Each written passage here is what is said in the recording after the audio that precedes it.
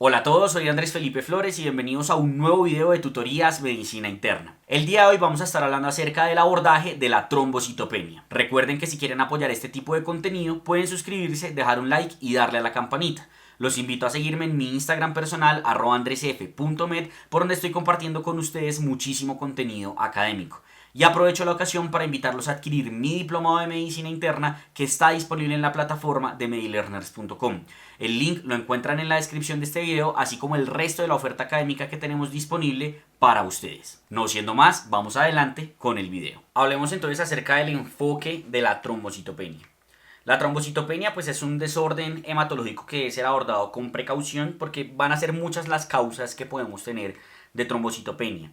Por eso hay una gran importancia en el abordaje integral y sistemático de esta alteración y vamos a definir trombocitopenia como el paciente que tiene un recuento plaquetario inferior a 150.000. Si yo digo, bueno, mi paciente tiene trombocitopenia, lo primero que yo tengo que pensar es por qué podría tener esa trombocitopenia. Y fisiopatológicamente yo puedo dividir las causas de trombocitopenia en 5. La primera de ellas es que no se estén produciendo. Y mis plaquetas puede que no se estén produciendo o porque tengo una alteración intrínseca a nivel de la médula, una aplasia, por ejemplo, o porque no tengo los nutrientes necesarios, no tengo producción de trombopoyetina, no tengo nutrientes como B12, B9, ferropenia, entre otras que son necesarios para la síntesis, pues digamos como de la, o para la realización de la hematopoiesis realmente. ¿Listo? La segunda causa fisiopatológica es destrucción, ¿cierto? Que por autoinmunidad se me estén destruyendo las plaquetas. Aquí el ejemplo más importante pues definitivamente es la PTI, la púrpura trombocitopénica inmune. Otra posibilidad es que se estén consumiendo, ¿listo? ¿Qué quiere decir esto? Si yo hago un trombo, ese trombo requiere de plaquetas para formarse. Si hago un trombo muy grande, pues mis plaquetas se van a consumir. Si tengo un sangrado muy grande y estoy controlando ese sangrado haciendo trombo, pues coágulos, mis plaquetas se van a consumir.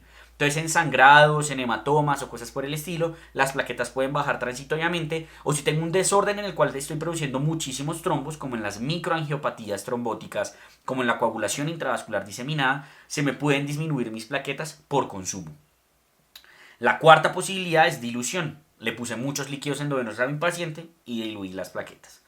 Y la última es el atrapamiento, ¿cierto? Que básicamente, recordemos que más o menos se habla de que un 70% de nuestras plaquetas están en la circulación venosa esplácnica, en el estómago, ¿cierto? Cuando yo tengo hipertensión portal o cuando tengo esplenomegalia, las plaquetas ya no van a estar ahí el 70, sino más 80-90%. Y por ende se disminuye la cantidad de plaquetas que están disponibles en la circulación venosa pues periférica diferente a la esplácnica y en la circulación arterial. Entonces ahí va a haber estrapamiento. Entonces si tengo esplenomegalia, cirrosis, hipertensión portal no cirrótica, pues puedo tener trombocitopenia. Y la trombocitopenia yo la voy a estadificar en leve, moderada y severa, dependiendo de si está entre 150.000 a 100.000, 100.000 a 50.000 o menos de 50.000. Sin embargo, hay algo muy importante que yo tengo que tener en mente antes de pensar en las causas de trombocitopenia, es que existe pseudotrombocitopenia. Hay ocasiones en las cuales ese conteo plaquetario bajo puede ser falso. Entonces el primer paso en el abordaje diagnóstico, antes de buscar la etiología, es descartar que mi paciente tenga pseudotrombocitopenia, que ya vamos a ver cómo lo vamos a hacer. Si efectivamente no tiene trombocitopenia, entonces puede ser una trombocitopenia inmune, puede ser una trombocitopenia por medicamentos, por alimentos, por infecciones, por hiperesplenismo, por alcohol, por déficit de nutrientes, por embarazo, etcétera. Mielodisplasia, microangiopatía trombótica, hemoglobinuria paroxística nocturna, hay muchas causas. Entonces, pues dado que no me puedo poner a pensar en todas esas causas y pedir estudios para todas esas causas, pues es importante hacer un adecuado abordaje diagnóstico. Entonces, lo primero que yo tengo que pensar es, bueno, tengo una emergencia relacionada con esta trombocitopenia. Por ejemplo, mi paciente está sangrando y tiene una trombocitopenia severa, o mi paciente tiene una trombocitopenia y requiere una cirugía de urgencia. Tengo un embarazo con una trombocitopenia severa. Es una trombocitopenia inducida por heparinas o posttransfusional, o hay una sospecha de microangiopatía trombótica. Eso es muy importante porque sí, la gran mayoría de estos escenarios requiere terapia médica urgente. ¿Listo? Y se inicia manejo dependiendo de la etiología.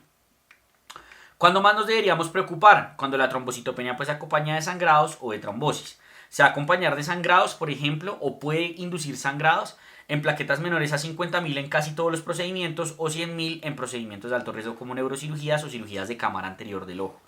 Puede haber sangrado espontáneo con plaquetas menores a 20.000, sobre todo menores a 10.000. Y en trombocitopenia inmune en PTI si realmente solo nos preocupamos por debajo de 30.000, 20.000. ¿Listo? Trombosis, tengo que pensar en entidades como trombocitopenia inducida por heparinas, síndrome antifosfolípido, microangiopatía trombótica, hemoglobinuria paroxística nocturna o PTI con una comorbilidad protrombótica como por ejemplo el cáncer. ¿Listo? Cuando yo me enfrento entonces a esa trombocitopenia, idealmente debería buscar si el paciente tiene hemogramas previos para saber si esa trombocitopenia ya es conocida o es crónica. Tengo que evaluar la historia familiar, tengo que ver si el paciente tiene un síndrome hemorrágico asociado, tengo que ver todos los medicamentos que esté tomando el paciente, así sea homeopático, qué infecciones ha tenido, como VIH, si ha estado en zonas endémicas de malaria o de dengue, exposición a ratas, pulgas, etcétera. Cuál es su dieta, por ejemplo, si es vegano, y eso me podría hablar de un déficit nutricional. Antecedentes patológicos y quirúrgicos son de gran importancia, enfermedades reumáticas, cirugía bariátrica que también se podría asociar con un déficit de B12, entre otras. Y al examen físico pues voy a buscar si el paciente está sangrando o si hay estigmas de sangrado trombocitopénico, que ahí más importantes son las petequias y las púrpuras. Recordemos que la trombocitopenia y el sangrado trombocitopénico es un sangrado de hemostasia primaria y se caracteriza por petequias, hemorragias puntiformes que no desaparecen a la digitopresión y sangrado en mucosas. Entonces ahí podemos tener púrpura, que es la unión de muchas petequias en la piel, o la púrpura húmeda, que es cuando ya tenemos la alteración en las mucosas. Y en ocasiones puede haber equimosis, lo cual no es lo más frecuente. Uno busca hepatosplenomegalia, que nos sale por ejemplo de etiología, adenopatías, que también nos sale por ejemplo de una posible etiología. Y es importante saber que la púrpura húmeda en teoría nos habla de más severidad, aunque eso está un poco revaluado y realmente no hay una clara evidencia de que la púrpura húmeda predizca, si se dice predizca, bueno, que me prediga, perdón, un mayor riesgo de sangrado intracraneal. Entonces, yo tengo la trombocitopenia, hice muy bien mi historia clínica como mencionábamos, miré si mi paciente tiene cuadros hemáticos previos y lo que voy a hacer es confirmar la trombocitopenia y hacer un frotis de sangre periférico. ¿Listo? Si el paciente está asintomático o es una trombocitopenia, pues digamos como severa, eso lo hago inmediatamente. De lo contrario, lo puedo hacer en 1 o 2 semanas o incluso en 1 o más meses. ¿Qué es lo primero que voy a descartar, como habíamos dicho? La pseudotrombocitopenia. Que la pseudotrombocitopenia básicamente es esto. ¿Qué es lo que ocurre? Las plaquetas, o más bien el paciente tiene anticuerpos que reaccionan contra el anticoagulante que está en el tubo de ensayo. Puede ser principalmente contra ETA, pero también puede ser contra citrato. Entonces lo que pasa es que esos anticuerpos se pegan a la plaqueta y al pegarse a la plaqueta lo que hacen es unir otras plaquetas así. Entonces se forman agregados plaquetarios. Y la máquina va a leer todo esto como una plaqueta o lo va a leer como otra célula. ¿Listo? Entonces no va a contar esa cantidad de plaquetas que hay ahí. Entonces la pseudotrombocitopenia también se conoce como smoldering, satelitismo o aglutinación y es precisamente cuando hay esos anticuerpos que forman agregados plaquetarios y el paciente realmente no está trombocitopénico. ¿Eso cómo lo voy a mirar? Con el frotis e idealmente confirmando la trombocitopenia en un hemograma con tubo citratado, porque es menos probable que haya smoldering o aglutinación con el citrato. Si efectivamente mi paciente no tiene pseudotrombocitopenia, pues voy a buscar una posible orientación según el cuadro hemático. Voy a mirar si lo único que tiene es trombocitopenia o si hay alteración de otras líneas celulares. Si tiene anemia, sangrado crónico, enfermedad sistémica, CID, microangiopatía, etc. Leucocitosis, pues voy a pensar en infección. Pancitopenia, voy a pensar en afecciones medulares. Y si es una trombocitopenia aislada, pues tengo que pensar, por ejemplo, en trombocitopenia inducida por drogas. Algunas infecciones pueden estar ahí. Y una muy importante, pues definitivamente, la PTI.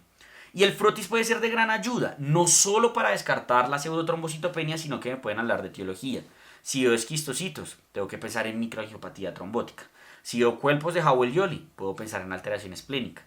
Si veo esferocitos, puedo pensar en autoinmunidad o en esferocitosis hereditaria. Si veo leucoeritroblastos, dacreocitos, granulocitos inmaduros, o sea, un Pelger-Huet, que son neutrófilos hiposegmentados, tengo que pensar en una afección medular. Leucocitosis con banda, con cuerpos de Doll, con granulaciones tóxicas, infección, ¿cierto? Mieloblastos o alteración en los glóbulos blancos, pues leucemia.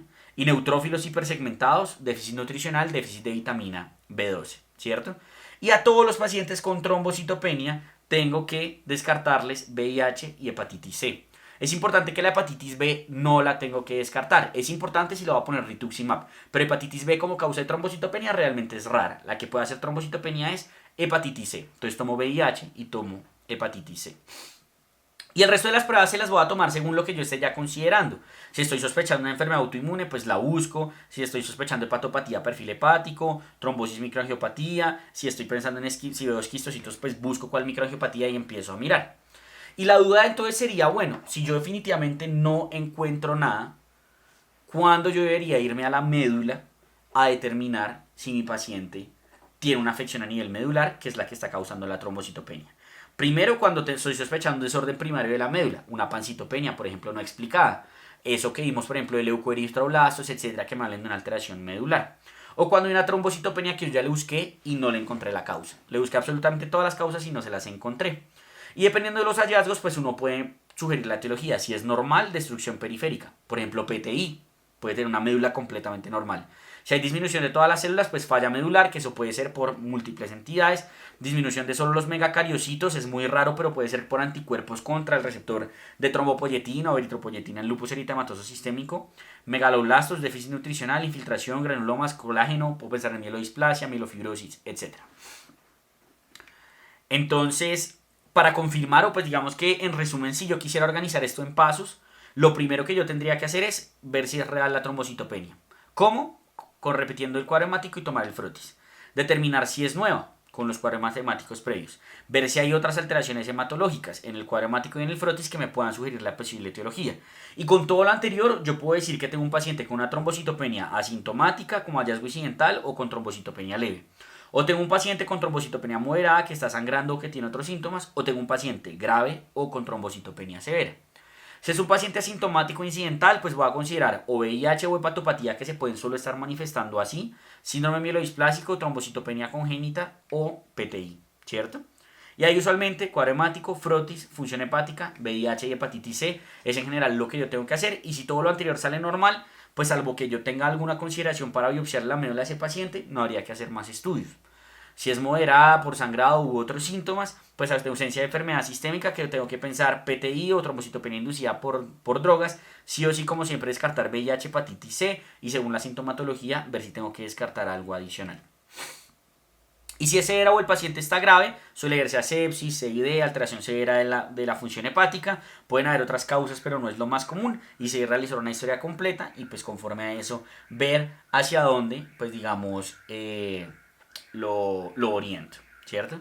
El manejo en general pues va a ser transfusión en los casos de emergencia, restringir deportes de contacto a pacientes con trombocitopenia moderada o severa, manejar la anticoagulación con precaución si el paciente tiene indicación y determinar si hay una posible afección por medicamentos, siempre considerar los homeopáticos, pues para saber si los retiro o no. Cuando voy a transfundir, digamos que para prevenir riesgo de sangrado, pacientes con neurocirugía y cirugía de cámara anterior, menos de 10.000, cirugía mayor o sangrado, menos de 50.000, intervencionismo, menos de 30.000, PTI, entre comillas, menos de 30.000 si lo voy a llevar a una cirugía, de resto de entrada que tenga que transfundirlo por eso, ¿no? Las PTI se transfunden si las estoy sangrando. Y todo paciente que tenga plaquetas menores a 10.000, excepto en ocasiones especiales en escenario de PTI, lo transfundo por sospecha de que pueda tener un sangrado del sistema nervioso central. Y en general la gran mayoría de los algoritmos cuando uno mira se basan mucho en el frotis para pensar qué hacer. Entonces tengo una trombocitopenia, hago un estudio de sangre periférica, miro que no sea una pseudotrombocitopenia. Es una verdadera trombocitopenia, tiene plaquetas gigantes, inclusiones en glóbulos blancos o algo, pensar en trombocitopenia hereditaria, trombastenia de Glassman, cosas por el estilo. Tengo macrocitos, neutrófilos hipersegmentados, pues déficit de B12. Esquistocitos, le busco la MAT. Blastos, glóbulos rojos nucleados, dacriocitos, patología medular. Microesferocitos, agregación de glóbulos rojos, anemia hemolítica, síndrome de Evans. ¿Listo? Linfocitos atípicos, neutrofilia, granulaciones tóxicas, infecciones. Y trombocitopenia aislada, voy a pensar VIH, hepatitis C, etiologías autoinmunes o PTI y voy a hacer estudios dirigidos y considerar estudio de médula ósea. Algo importante para terminar es que en muchas ocasiones dicen que cuando un paciente tiene más de 60 años y tiene una trombocitopenia, yo debería hacerle sí o sí biopsia de médula ósea.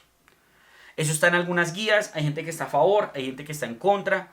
La lógica de eso es que la trombocitopenia puede ser la primera manifestación de algunas leucemias que pueden responder, por ejemplo, al corticoide si uno la trata como una PTI y uno se está comiendo ahí una leucemia y que pues es mayor la prevalencia de patologías medulares en los pacientes mayores de 60 años. Entonces pues varía, ¿cierto? Y también van a haber guías que dicen que uno siempre tiene que mirar el Helicobacter pylori. En Colombia de rutina pues no, porque somos endémicos. Si uno ya no encuentra otra causa y el paciente tiene Helicobacter, pues se la trata y mira si con eso le mejora la trombocitopenia. ¿Listo? Pero el resto digamos que no habría así como nada adicional a mencionar. Con esto terminaríamos entonces este video de trombocitopenia. Espero que les haya gustado. Cualquier duda que tengan déjenla en los comentarios. Y si quieren seguir aprendiendo con nosotros lo pueden hacer con el video que está en sus pantallas.